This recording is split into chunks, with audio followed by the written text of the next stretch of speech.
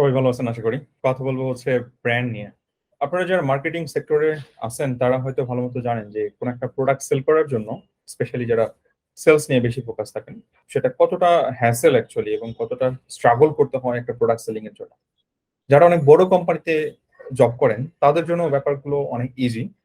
যারা ছোট কোম্পানিতে জব করেন তাদের জন্য অনেক টাফ, এবং তাদের মান্থলি যে রেভিনিউ আর্ন করার একটা টার্গেট থাকে, সেই মান্থলি রেভিনিউ টার্গেটটা অনেক সময় ফিল আপ হয় না। তো তাদের অনেক সময় তাদের জবের অনেক ফ্যাসিলিটিস তারা পেয়ে থাকে না। তো আমরা ওইদিকে যাচ্ছি না, ব্র্যান্ড একটা অনেক বড় জিনিস। আমি জাস্ট কিছু কিছু ছোট ছোট টপিক নিয়ে আসলে কথা বলবো। তো প্রথমে যদি আসি, সেটা হচ্ছে আমরা যেহেতু অনলাইন সেক্টরে কাজ করি, তো অনলাইন সেক্টরে আমাদের ব্র্যান্ড নিয়ে যদি কাজ করতে চাই তাহলে কোন জিনিসটা নিয়ে কাজ করবো, সেটা হচ্ছে আমি as a person, as a marketer আমার পার্সোনাল ব্র্যান্ডিং করবো, সেটা নিয়ে কাজ করা উচিত, নাকি আমরা আমাদের বিজনেসের ব্র্যান্ডিং নিয়ে কাজ করা উচিত? এই কোশ্চেনের অ্যান্সার আসলে ডিপেন্ড করবে আপনার টোটালি নিজস্ব ডিসিশনের উপরে। আপনি যদি চান যে আপনি নিজেকে ব্র্যান্ড তৈরি করে দেন আপনার প্রোডাক্টের প্রমোশন করবেন, সেটা একটা মেথড। আপনার যদি মনে হয় যে না, নিজের ব্র্যান্ডিং এর পেছনে সময় নষ্ট না করে বেটার আমি আমার প্রোডাক্টের অথবা আমার কোম্পানির ব্র্যান্ডিং নিয়ে বেশি ফোকাস থাকবো, সেটাও পসিবল। এখন সেটা টোটালি ডিপেন্ড করবে আপনি কিভাবে স্ট্র্যাটেজি ডেভেলপ করতেছেন। যেহেতু আমরা অনলাইন নিয়েই কাজ করি, যেহেতু আমাদের ডিজিটাল মার্কেটিং নিয়েই আমাদের কাজ, তো আমরা ডিজিটাল নিয়েই কথা বলতে পারি। প্রথমে আপনাদের ডেফিনেটলি ডোমেন কিনতে হবে। সেই ডোমেনটা যদি পার্সোনাল ব্র্যান্ডিং হয় তাহলে নিজের নামেই করতে হবে, আর যদি কোম্পানি হয় তাহলে কোম্পানির নামে করতে হবে। আর যদি প্যারালালি দুইটাই চালাতে চান তাহলে ডেফিনেটলি সেটাও করতে পারেন। আপনি হয়তো 2-4-5টা এক্সাম্পল পেয়ে যাবেন বড় বড় কোম্পানি যারা অ্যাকচুয়ালি কোম্পানিকে আগে দাঁড় করেছে এবং তারা পরে নিজেরা অ্যাকচুয়ালি ব্র্যান্ড তৈরি হয়ে গেছে। আবার অনেকে আছে যারা প্রথমে নিজেদেরকে ব্র্যান্ড তৈরি করছে, পরবর্তীতে কোম্পানি ডেভেলপ করে কোম্পানি চালাচ্ছে। এরকম অনেক এক্সাম্পল আমরা দেখতে পাবো। বাট আপনারা আসলে কোন স্টেপে আগাবেন সেটা ডিসিশন টোটালি আপনার। আপনি এখন যদি 2টা স্টেপ নিয়ে আগান তাহলে আপনার সময় বেশি লাগবে, আপনার ইনভেস্টমেন্ট বেশি লাগবে, এটা একটু মাথায় রাখতে হবে। ইনভেস্টমেন্ট কোন অর্থে? কারণ আপনার ডোমেন হোস্টিং কেনার একটা খরচ, দুইটার পিছনে মার্কেটিং খরচ, প্ল্যানিং বানানোর খরচ। তো এখানে একটা ব্যাপার রয়েছে, এবং আপনার মাথা থেকে যে জিনিসগুলো বের হচ্ছে সেটা আপনাকে দুইভাবে চিন্তা করতে হবে। আপনি হয়তো ব্লেন্ড করতে পারেন যে আমি ব্লেন্ড এরকম হতে পারে যে আমি একই আইডিয়া দুইটা ওয়েবসাইটের জন্য কাজ করাবো। তো সেক্ষেত্রে অনেক সময় আবার কনফ্লিক্ট করার সুযোগ থাকে আর কি। তো আমার মনে হয় সেটা আপনারা ডিসিশন নেন অ্যাকচুয়ালি কোনটা নিয়ে কাজ করবেন। আপনি কোম্পানি নিয়েও করতে পারেন, পার্সোনাল নিয়েও করতে পারেন, কোনো অসুবিধা নেই। বাট আপনি যদি কোম্পানি ডেভেলপ করে ফেলেন, আলটিমেটলি ওই কোম্পানির ব্যাকএন্ডে কে সিইও অথবা ফাউন্ডার, ওই ব্যক্তিকে কিন্তু অনেকেই খোঁজার চেষ্টা করে। তো আপনার কোম্পানির অ্যাবাউট সেকশনে যদি আপনার পোর্টফোলিওটা ভালো মতো এস্টাবলিশ করতে পারেন তাহলে এক ধরনের ব্র্যান্ডিং কিন্তু হয়ে যাচ্ছে, যদি আপনি কোম্পানি ব্র্যান্ডিং করেন। না হলে আপনাকে আলাদাভাবে দুইটা ব্র্যান্ডিং নিয়ে কাজ করতে হবে। তো ব্র্যান্ডিং এর প্রথম স্টেপ যেটা নিয়ে বলতেছিলাম সেটা হচ্ছে আপনাকে একটা ডোমেন নিতে হবে। অনলাইনে যেহেতু কাজ করি, আপনার নামে অথবা আপনার কোম্পানির নামে। এখন কথা হচ্ছে নাম কি সিলেক্ট করবো। অনেকেই চিন্তা করে যে ব্র্যান্ড মানে হচ্ছে একটা ওয়ার্ড অথবা একটা ফ্রেজ, এবং যেটা মিনিংফুল। ডেফিনেটলি এটা হলে সুবিধা বেশি পাওয়া যায়। ধরেন একটা চেনা জানা ওয়ার্ড, সেটার যদি আমি মানে ওইটার নামে যদি একটা ডোমেন পেয়ে যাই তাহলে ওটা ব্র্যান্ড তৈরি করাটা খুব ইজি আর কি। এটা সত্য। ধরেন আমি একটা টার্ম পাইছি বঙ্গীয়, খুবই শর্ট একটা নেম, এবং বঙ্গীয় টার্মটা আমাদের মধ্যে বাঙালিদের মধ্যে একটা পরিচিত টার্ম। তো আমি ডোমেনটা পেয়ে গেছি, আমি ডোমেনটা কিনে ফেলছি। তো আপনারা এরকম ডোমেন পাবেন না, এখন এই যুগে এসে পাওয়া পসিবল না। বাট আপনি যে কোনো নামেই আপনার বিজনেস তৈরি করতে পারেন, সেটাকে আসলে ব্র্যান্ড হিসেবে এস্টাবলিশ করতে হবে। ধরেন বঙ্গীয় টার্মটা, এটা হয়তো মান্থলি একটা সার্চ ভলিউম আছে গুগলে, অথবা ফেসবুকে এটা কিছু সার্চ হয়, সেখান থেকে আমি হয়তো কিছুটা অ্যাডভান্টেজ পাচ্ছি। বাট আপনি এমন একটা টার্ম স্টার্ট করলেন যে টার্মটার হয়তো কোনো মিনিং নাই, সেই টার্মটার মানে ওটা দিয়ে কোনো ওয়ার্ডই হয় না, তাহলে সেটা নিয়ে কাজ করতে পারবেন কিনা? ডেফিনেটলি পারবেন, এটা নিয়ে টেনশন করার কোনো কারণ নাই। যে কোনো নামে আপনি আসলে ব্র্যান্ড তৈরি করতে পারবেন। তো নাম নিয়ে বেশি টেনশন করার কোনো দরকার নেই। আগে ডিসিশন নেন যে বিজনেসের নাম নিয়ে কাজ করবেন নাকি পার্সোনাল। আমি বলবো যে বিজনেস নাম নিয়ে শুরু করেন, কারণ ওইটা সামনে নিয়ে গেলে পরবর্তী নিজেকে আপনি অন্য লেভেল নিতে পারবেন। আর যদি ইনভেস্টমেন্ট থাকে, স্ট্র্যাটেজি আলাদাভাবে ডেভেলপ করতে পারেন, তাহলে দুইটা নিয়ে প্যারালি লাগান। বাট পার্সোনাল দিয়ে আগালে যে জিনিসটা হবে, পরে আবার কোম্পানিকে আপনার ফোকাস করতে হবে। বেটার আগে বিজনেস নিয়ে আগান, সেটাই আমি বলবো। আর নামের ক্ষেত্রে যেটা বলতেছিলাম, পারলে শর্ট নেম রাখার চেষ্টা করবেন, এবং মিনিংফুল যদি হয় তাহলে একটা এজ অথবা একটা অ্যাডভান্টেজ পাবেন। বাট অ্যাডভান্টেজ আপনি সবসময় পাবেন না, এটাই সত্য। এই জন্য যে কোনো নাম নেন, বাট সেটা শর্ট। হ্যাঁ, এবং শর্ট নেম মানুষ মনে রাখতে পারে, এবং সেটা নিয়ে যখন কাজ করবেন সেটার প্রমোশন হবে, আপনি ব্র্যান্ড পারপোজে ইউজ করবেন, বিভিন্ন সময় বিভিন্ন টাইপের মার্কেটিং প্ল্যান সাজাবেন, স্ট্র্যাটেজি হবে, ইভেন্ট হবে, ক্যাম্পেইন হবে, তখন দেখবেন যে আপনার অটোমেটিক একটা ব্র্যান্ড লেভেল দাঁড়াচ্ছে। বাট সেটা তো এমনিতেই হবে না। কারণ একটা টার্ম, আপনারা হয়তো জানেন যে গুগলে প্রতিদিন 15% নতুন সার্চ হয়ে থাকে। তো আপনার টার্মটা এখন একদম জিরো, ওইটার কোনো মিনিং নাই। বাট 1 বছর পরে যে ওইটার একটা সার্চ ভলিউম তৈরি হবে, ওটা যে ওটার একটা ব্র্যান্ড ভ্যালু অ্যাড হবে। তো এরকম হাজার হাজার এক্সাম্পল আপনারা পাবেন। রাইট, ধরেন অ্যামাজন, অ্যামাজন টার্মটা তো একটা গ্লোবাল টার্ম, এটা অ্যামাজন নামে একটা নদী আছে, অ্যামাজন.কম পেয়ে গেছে। গুগল.কম অথবা ফেসবুক, এই টার্মটা তো আসলে কখনো ছিল না। ফেসবুক এই টার্মটা হয়ে গেছে। ধরেন ইনস্টাগ্রাম, এই টার্মটা তো কখনো ছিল না, এটা তৈরি হয়ে গেছে। দুইটা ওয়ার্ডকে একসাথে হয়তো তারা তৈরি করছে, ইনস্টা এবং গ্রাম দুইটাকে একসাথে করছে। তো এগুলোর ডেফিনেটলি কোনো মিনিং আছে। আমি যদিও এত স্টাডি করিনি, আপনারা হয়তো স্টাডি করলে আরো ভালো বুঝতে পারবেন। তো যেটা বলতেছিলাম যে ফার্স্ট হচ্ছে ডোমেন নেম, সেকেন্ড হচ্ছে সোশ্যাল মিডিয়া গুলো নিয়ে কাজ করা। আপনার যে সমস্ত সোশ্যাল মিডিয়া গুলো আছে, সেই সমস্ত সোশ্যাল মিডিয়ার ঠিক ওই ডোমেনের নামে আপনার অবশ্যই অবশ্যই সোশ্যাল মিডিয়া ডেভেলপ করে ফেলা। এটা হচ্ছে সেকেন্ড টাস্ক। মানে এই সময় আপনারা ওই নামে ইউজার নেম গুলো পাবেন না, সেটাই স্বাভাবিক। বাট মানে ইউজার নেমে ডেফিনেটলি আপনার ব্র্যান্ড নেম রাখার চেষ্টা করবেন, এবং পরবর্তীতে যে আপনার অন্য কোনো এক্সট্রা সাফিক্স অথবা প্রিফিক্স অ্যাড করার চেষ্টা করবেন। ধরেন অনেকে অফিসিয়াল অ্যাড করে, বিডি অ্যাড করে, ইন্টারন্যাশনাল অ্যাড করে, মানে এরকম আপনি চাইলে অ্যাড করবেন, সেটা এখন আপনাদের ডিসিশন আর কি। থার্ড যে জিনিসটা নিয়ে কথা বলবো সেটা হচ্ছে আপনাকে ডিফারেন্ট অ্যাঙ্গেল থেকে মার্কেটিং প্ল্যান সাজাতে হবে। শুধুমাত্র ধরেন একটা কোম্পানি শুধুমাত্র বুস্টের উপর চলে, তাহলে তার ব্র্যান্ড অ্যাকচুয়ালি ওইভাবে ওই পরিমাণ ডেভেলপ হবে না।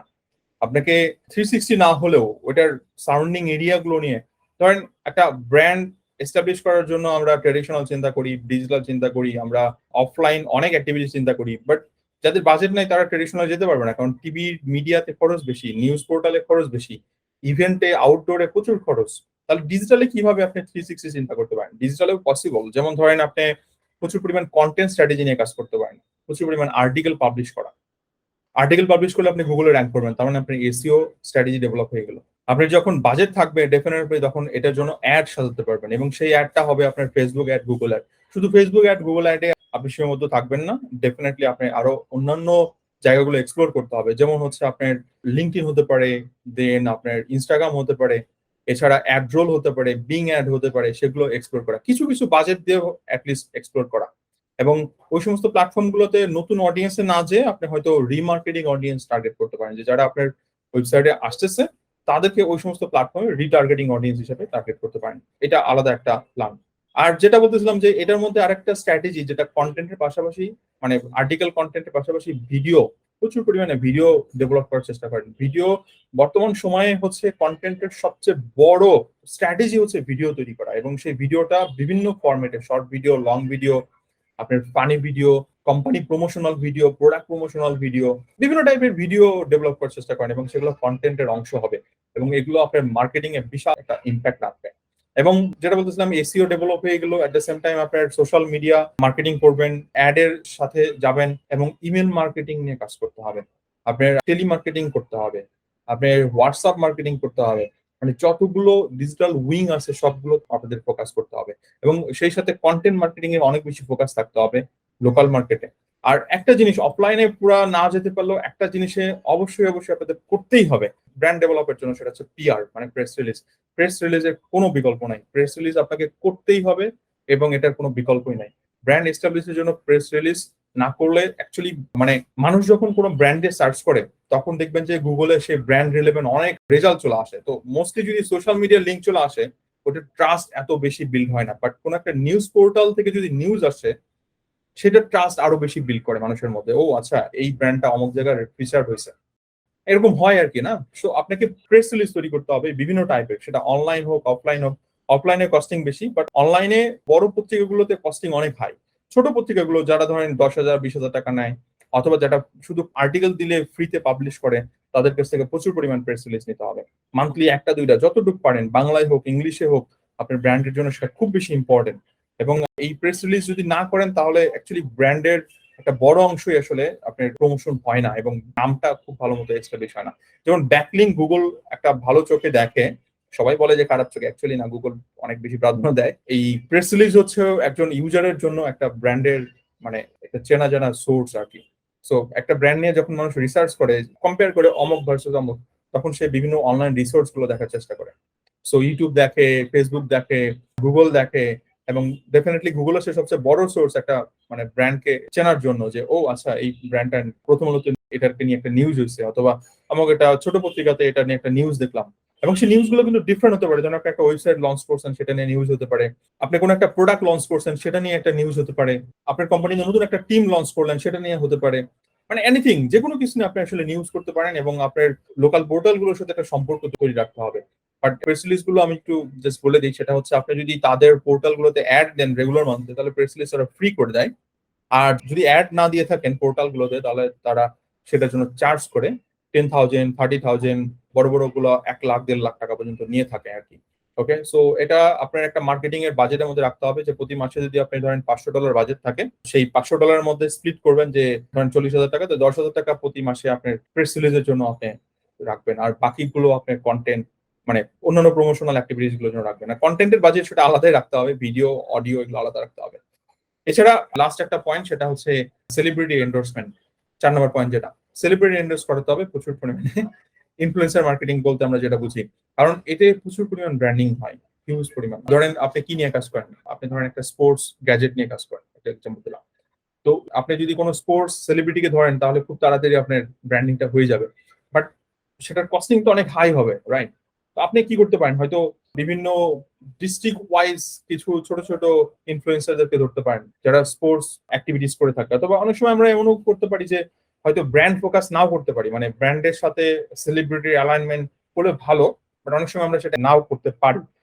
তো সেক্ষেত্রে আপনি চাইলে অন্যান্য সেলিব্রিটিদেরকে দিয়ে, অথবা ইউটিউবার, অথবা কোনো ফেসবুক গ্রুপে, অথবা ইনস্টাগ্রাম ইনফ্লুয়েন্সার, তাদেরকে দিয়ে আপনি কিন্তু ব্র্যান্ড এন্ডোর্স করাতে পারেন।